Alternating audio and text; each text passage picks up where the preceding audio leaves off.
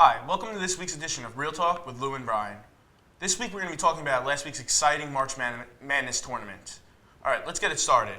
The University of Dayton knocked out both Ohio State and Syracuse in big upset wins. Do you think they have enough talent to win it all?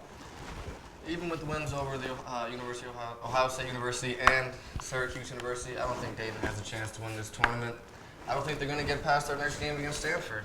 Stanford has good quality wins this year over UCLA and UConn. They had close losses against Michigan and Arizona. They play in a tougher conference than Dayton.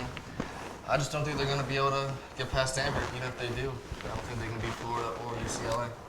Well, Brian, I believe Dayton has shown that they can compete with anyone. Syracuse and Ohio State have great recruiting classes every single year. There's no reason why they can't beat both Stanford and eventually either Florida or UCLA.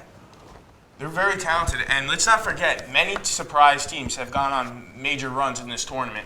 Remember Butler got to the championship game twice, and George Mason in 2006 got all the way to the Final Four by beating a really good UNC and UConn team. All right, let's move on.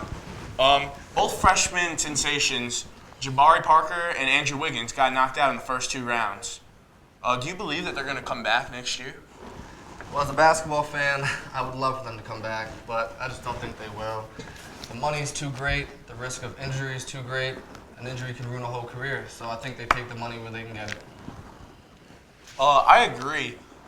Both of them, once they see that money, Wiggins has already seen that huge Adidas contract he was offered, and I believe Wiggins has no chance of staying, but Jabari Parker, Duke already has the number 1 recruit and the number 4 recruit.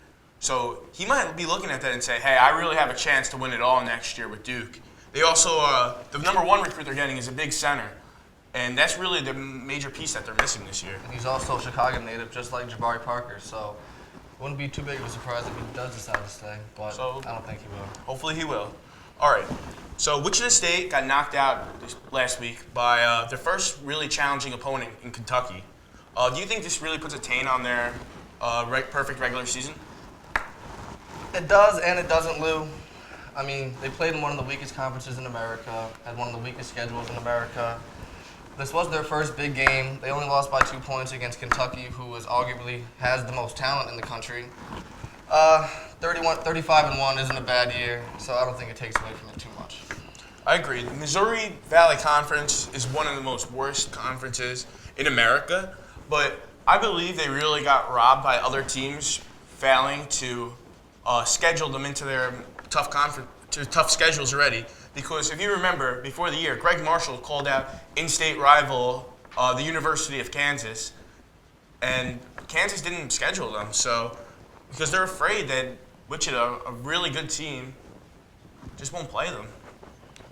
All right, let's move on. One of the most exciting matchups for this next week is Kentucky playing Louisville, 2012's Final Four matchup. It's also a great matchup because, remember, Rick Pitino left Rick Pitino left Kentucky a few years ago, and John Calipari already won a title there. So, who do you think is going to win this weekend? Lou, I'm going to go with Louisville. Their experience in the tournament is just too great for the youth and inexperience of Kentucky. Russ Smith has been shooting the ball terribly his first 2 games in the tournament. I see him stepping up, having a great game, and Louisville taking down Kentucky. Yeah. That Kentucky team under John Calipari is really molding together. They really manhandled Wichita State. I think Julius Randle, they could go on and win it all. He's been the best player by far I've seen in the tournament.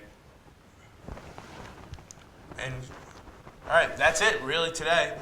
We can't wait for next weekend's slate of games. It's going to be really exciting. See you next week on Real Talk with Lou and Brian. Thank you. Good night.